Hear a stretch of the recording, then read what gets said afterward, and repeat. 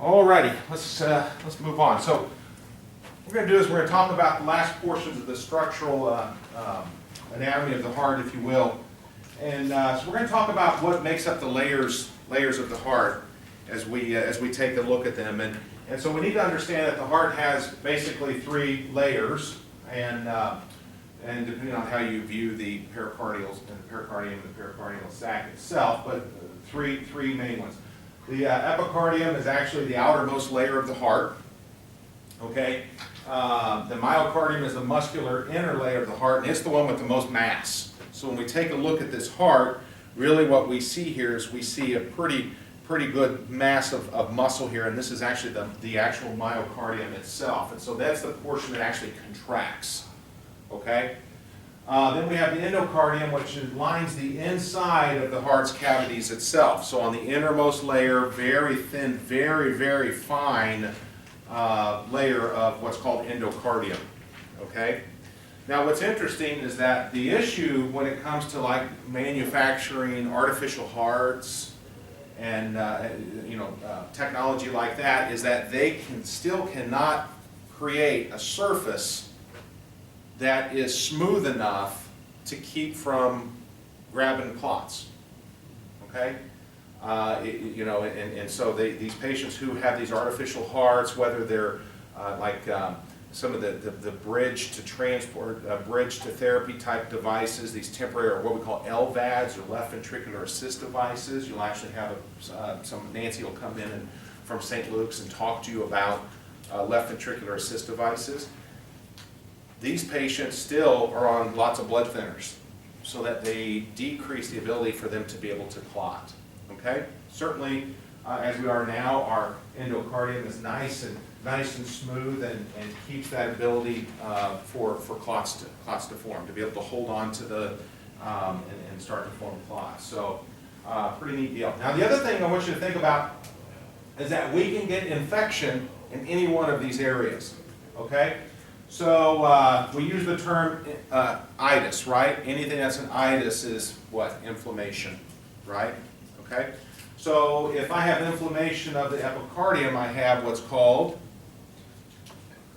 epicarditis.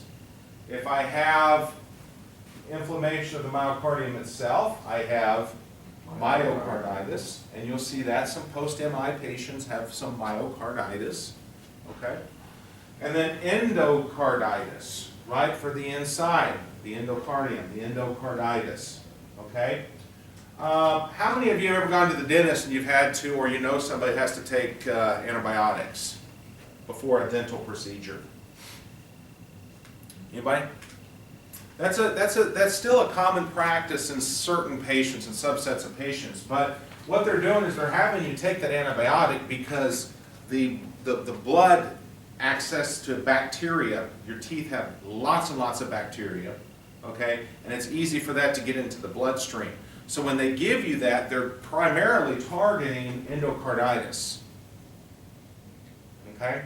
If you have endocarditis, and some of the guys looked this up at break yesterday, you can actually really affect your valves because you get little vegetation. It looks like vegetation that grows on your valves. And so it really impedes the valvular function, can do significant damage, okay? And so it's just like green leafy gookity gup that just grows, it's bacteria that grows on your valves, okay? So that's one of the reasons why they have you do that. So each one of these are prone to some sort of inflammatory process, which guess what? Not necessarily the endocarditis, but myocarditis and epicarditis, you present with chest pain, okay?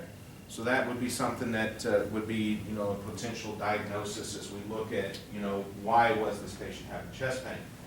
The other thing to think about is that the outer layer of the heart sits in what's called a pericardial sac, okay? So I have my myocardium here, sits inside of a sac, surrounds the heart, provides it structure, gives it some stability, and it's called the pericardial sac, okay? Now, if I were to peel away that pericardial sac, I would have what's called pleura.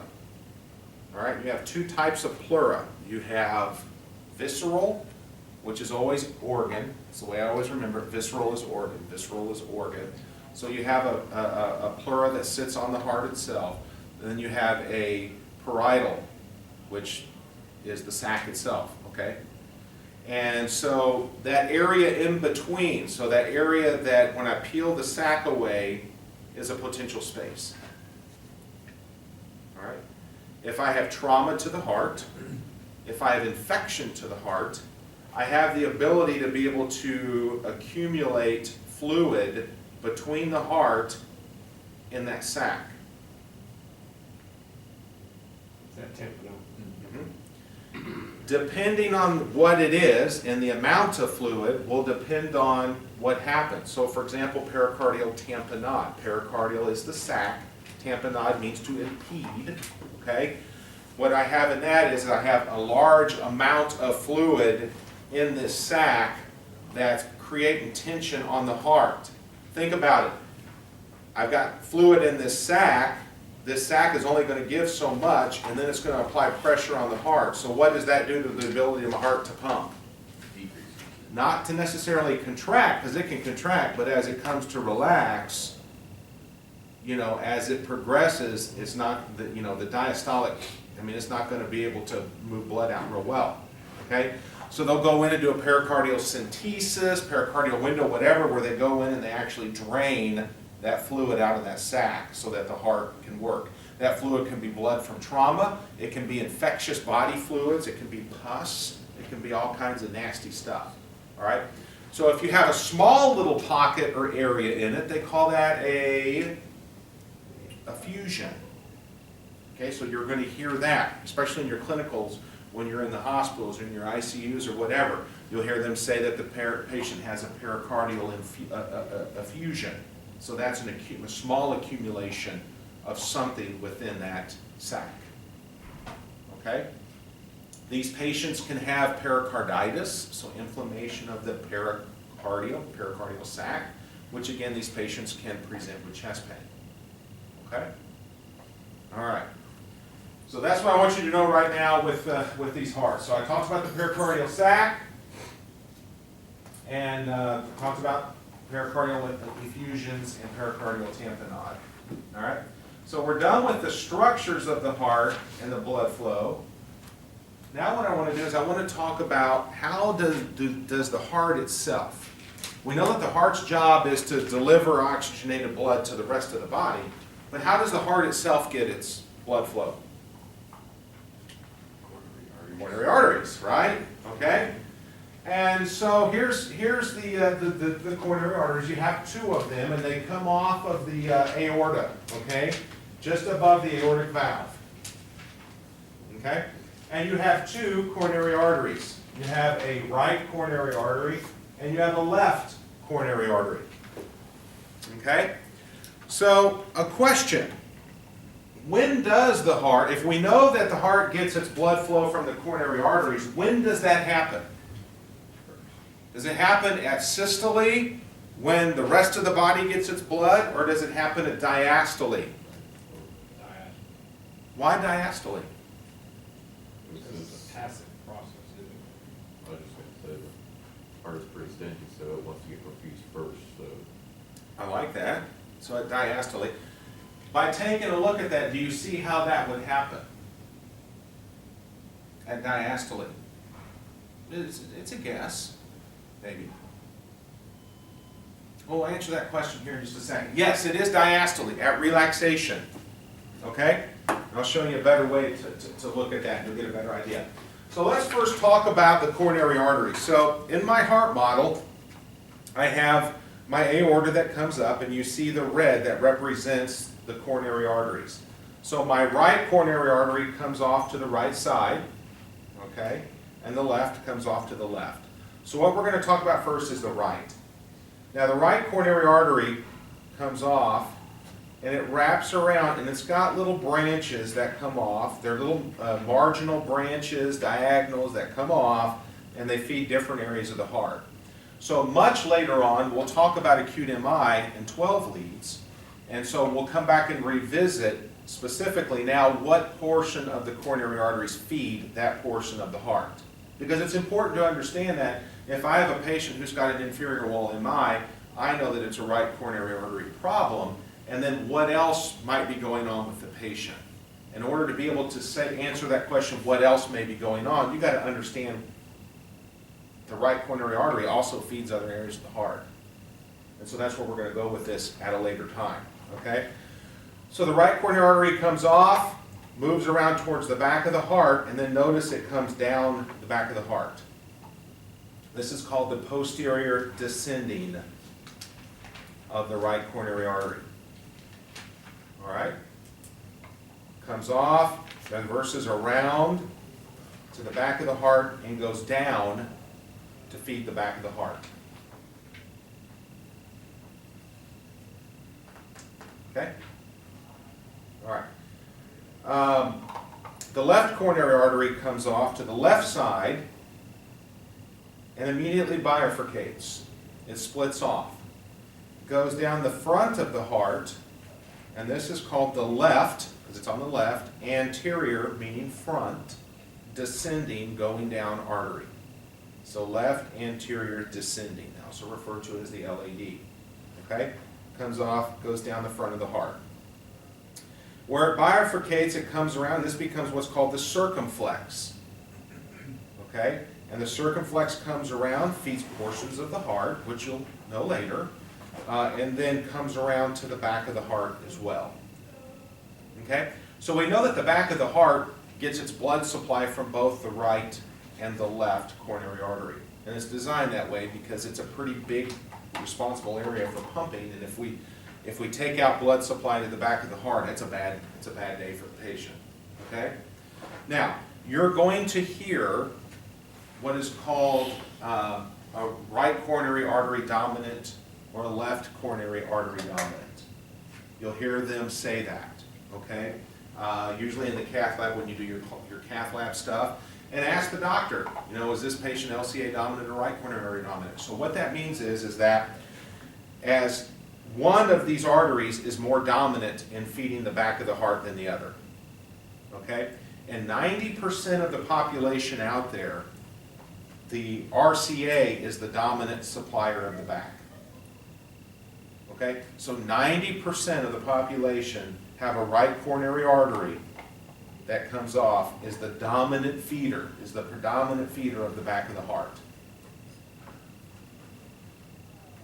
10% have a left coronary artery that is the dominant feeder to the back of the heart. So you'll see that in this chapter. Okay, they'll refer to dominance, coronary artery dominance. It's referring to which artery supplies the back of the heart. Okay? Now I want you to notice, what else do you notice about the coronary arteries? You notice where you see red, what else do you see? Blue. You see blue. Why do you need to see blue? You got to return the blood, right?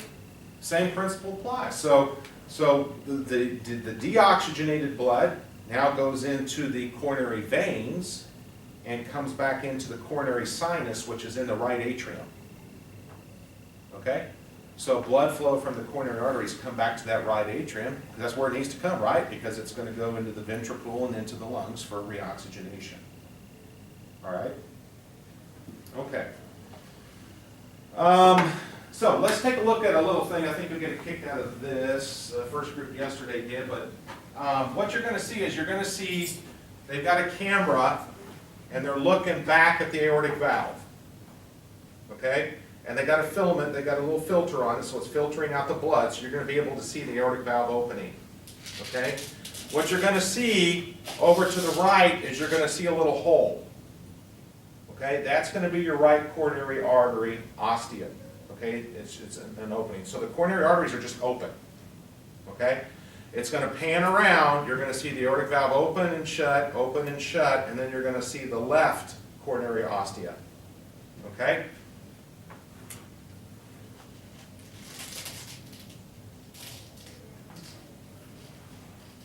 Okay, there's the right coronary artery, aortic valve, left ventricle, back pressure once it's greater than the ventricular pressure, and it comes across, and then there's the left coronary ostia. You'll see the circumflex right there, and then you'll see the LAD right here. Okay? So when they do a coronary cath, when they're looking at the arteries, they'll either come in through the groin, the femoral artery, and come up the aorta, and then they'll fish basically a catheter in one of these two holes, and then they'll inject dye in it. Or they'll come up through the radial artery and come up that direction through the subclavian, okay, to get into that ostium. So what they're looking for is this, okay? So this is a right coronary artery angiogram. I need to be patient. I did this yesterday. There we go. I don't have a lot of patience, but more time I'm gonna pause it. All right. So what we have here is we've got a catheter that's sitting in the right coronary artery. That hole that you saw. Here's the aortic valve. Okay. And so they're injecting dye in, and they're looking to see if there's any obstructions in the coronary artery. Okay? So think about the heart model. This is coming out around the right coronary artery. We're coming across the right side, coming around to the back of the heart, and here's where it goes down the back of the heart. Okay? This is where it comes down the back of the heart. Okay? So this is a right coronary artery. Here's some of the marginal branches that come off and feed portions of the right ventricle, okay? And then you have another important thing to remember is that these coronary arteries also feed what we're going to call the pacemaker sites, okay? Your SA node and all of those things. So when we start talking about patients who go into heart blocks, okay, some of them, or other blocks, they're related to blockages in the arteries. Okay, so let's take a look at a bad one, coronary artery. I think this one keeps playing. Okay, so you can see a few things here. Start. Oh, you bastard. Oh, there we go. So you can see there's no flow here, right? And then there's some disease up here. You've got some encapsulated, some trapped flow. And then they have the wire that goes down, and they'll actually go down in a balloon. They'll go through the clot, okay? And then they'll take a balloon, and they'll just balloon this thing open. They'll actually deform it, okay? They'll just sit there and balloon that thing open, and then they'll put a stent in, which kind of keeps it open, that metallic stent. Okay, that's what they do for those. So to reestablish flow. Because again, the thing is, with these patients who are having these issues, you got to get blood flow resumed very quickly. See, heart cells are unlike really any other cells. Brain cells are very sensitive to the lack of oxygen. But every contraction, the heart burns through 90% of its oxygen in one contraction. Boom. So with one contraction, it's already kind of hypoxic. So it needs that fresh blood flow all the time coming to it in order to be able to pump, to function correctly. What's lactic acid? It's a byproduct. Byproduct of Anaerobic metabolism. anaerobic metabolism, right? So if that's pyruvic acid, it further dissociates to lactic acid. And that's what we feel, right, when we destroy our cells when we're lifting weights. That's what that burn is, that ache. It's that breakdown of all those muscle cells, okay? Same thing happens in the heart. Oxygen stops because of a blood clot into the artery, okay? And those cells downriver become hypoxic very quickly. They don't have the oxygen. They stay in anaerobic metabolism. They secrete lactic acid. And that's the pain, the burn, the ache that we feel. Okay? All right. Any questions about the heart, the coronary arteries? I will make note here, the little fat pads, essentially is what it is. It's just it provides comfort, or not comfort, care, cushion for the coronary arteries that kind of sit on there. So it's little fat pads. Okay? Yeah, question? Yeah, I'm still unclear on why the coronary arteries are filling with blood during diastole. Okay. Good question. I didn't really explain that very well. All right. So coming back to here, when this aortic valve is closed, what's keeping it closed? The back pressure. Okay?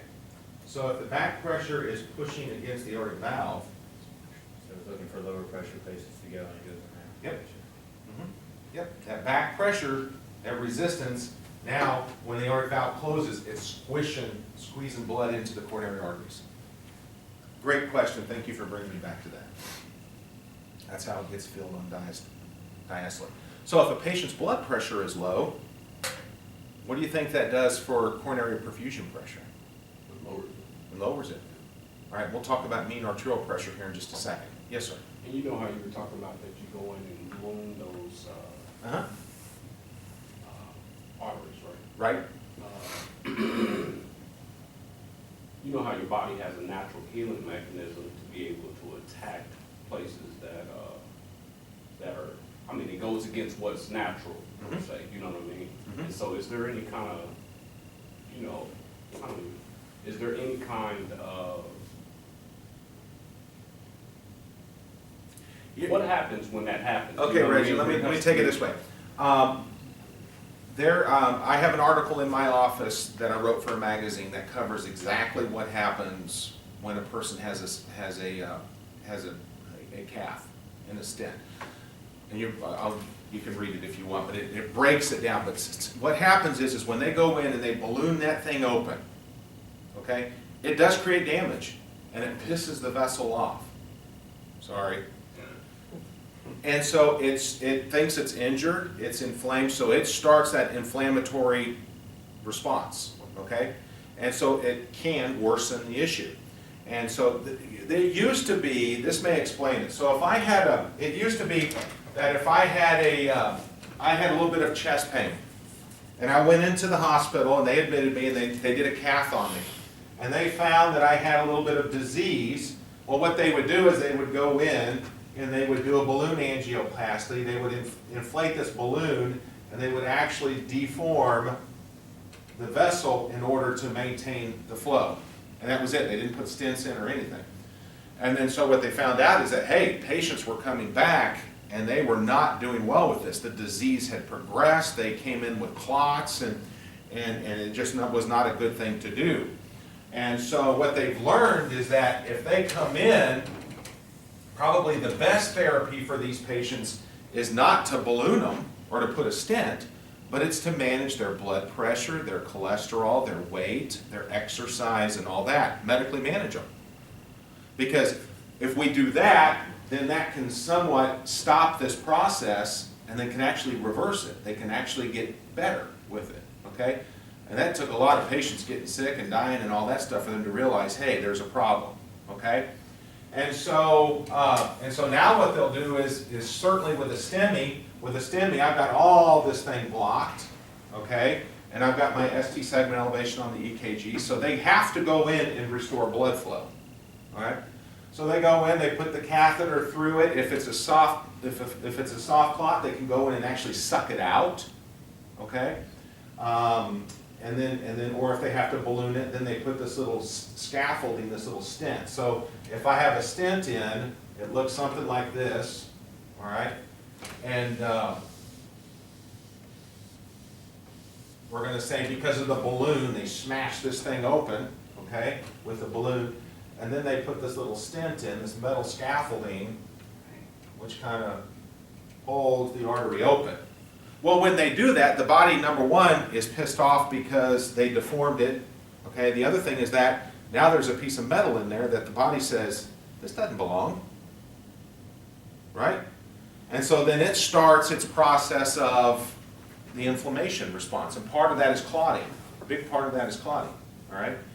So these patients, whenever they get this, when they get a stent, what they'll do is once they put the stent in, they'll actually take the balloon back in and they'll smash it back into the artery to open it up, okay? And so what they want to have over a period of months they want to have basically a new layer of endothelial cells grow. They'll actually proliferate from the tissue, and they'll basically coat the top layer of the stent, okay, all the way across. So then it'll be like it's healed. Okay, so I've got a nice layer, everything is good. But the problem with stent placement is that you got that inflammatory processes, which is what you're talking about. So what they'll do is, there's two types of stents you can get. You can get a bare metal stent, which is what it is, it's just bare metal, or you get a drug-eluting stent, okay? So with the bare metal stent, they'll put it in, and because it's the inflammatory processes very, very quickly, they'll put you on Plavix. They'll put you on Plavix or Pradaxa or Blanton, one of those three drugs that are very, very potent when it comes to minimizing restenosis or clotting, okay? And so they'll stay on that through that process so that the vessel itself can heal what it can and be okay. So they'll be on that blood thinning medication for a long period of time, usually 30, 60 days, whatever, with the bare metal stent. Now, drug-eluting stent takes that timeline and extends it out significantly, 120 days or something, because on the stent itself has chemotherapy drugs, and they're anti-inflammatories. So if you think about it, if I take a stent and put it in here, and then it secretes an anti-inflammatory, what does that do to the healing process? Well, it doesn't stop it, Prevents it. doesn't even prevent it. What's it do? Slow it down. Slows it down. So rather than having that shorter window of healing with a bare metal stent, now it's extended out 160 days, whatever, because the chemotherapy or the drugs that are on it slow down that healing process, okay? And ultimately, the drug-eluting stent is really kind of what you want, but it also depends on how likely are you to continue to take your medicine. Can you afford your medicine? Usually it dictates what type of stent you get. Because if they do a cath on you and they go, Reggie is not going to take his medicine, or Reggie can't afford 6 months, 9 months of Plavix or whatever, well then we're going to put a drug-eluting stent, give him 30-day supply and maybe a refill to minimize that thrombosis. Because once they do this, the problem is that they can have what's called an in-stent rethrombosis. So they just throw a big old clot in here. Okay? No big deal, they can go in and suck it out, but that's how that happens. Does that make sense? Yeah. Did I explain that right? Yeah. Okay. So there's medicines that can decrease that inflammation. So, alrighty then. So we talked about the coronary arteries, we talked about the heart, connections, let's see, coronary sulcus, it's that groove separating the atria from the ventricles, okay? What we used to do is, I used to get pig hearts, because pig hearts are really anatomically very close to the human heart, but my butcher can't get them for us. Otherwise, we would have looked and dissected the hearts. And if I can still get them, I will get them, and then we can maybe do the dissection at a later time. But it's really cool because you look at everything, play with the chordae tendineae, and you do all that stuff, see the valves, and it's really a cool learning deal. So the coronary sulcus itself is that groove separating the atria from the ventricles, okay? You see this is the sulcus. And then of course we know that where the venous blood returns from the coronary sinus. I showed you, we know the valves. We're good with the valves, right? Tricuspid, mitral, the pulmonic valves, or what are called the semilunar valves, or the aortic. Okay? All right. Now we need to move into, we covered diastole. We know what that is, right? Atria or ventricles at resting, systole, atria, ventricles at contraction. Those are the true definitions of systole and diastole. Okay? The next thing I want to talk about is I want to talk about MAP. Anybody know what MAP is? Mean arterial pressure. Mean arterial pressure. Very good. Reggie, what is mean arterial pressure? What does that mean? What does that mean? What does mean arterial pressure mean? Any ideas? So dissect the word. What's mean mean? Average. Average. Arterial being Your arteries. pressure, so an average arterial pressure, right? One of the things that is critical to organs doing what they need to do, what does hypoperfusion mean? Not Lack of confused. perfusion. Or Lack of perfusion, right? Your heart, your lungs, your brain, your kidneys require a certain pressure in order for